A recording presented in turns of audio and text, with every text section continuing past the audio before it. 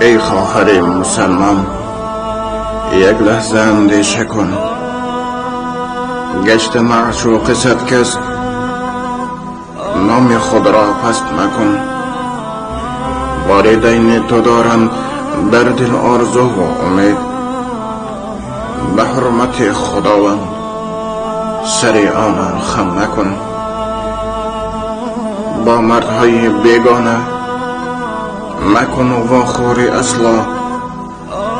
الله گفت بر توی زن با مرد آشنایی مکن.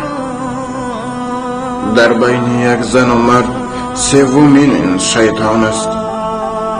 هوشیار باش توی زن، حیات خود خوار مکن.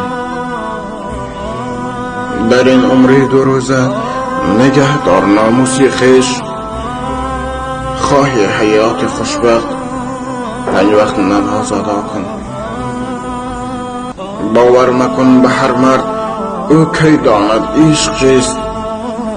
گشت عاشق مالش، خود را غلامش مکن. خداوند است مهربان، بخشنده است و رحیم. به هر گناهت ای زن بیا امروز توبه کن. به هر گناهت ای زن بیا امروز توبه کن. ای خواهر مسلمان، یک لحظه اندیشه کن. الله گفت بر توی زن با مرد آشنایی مکن.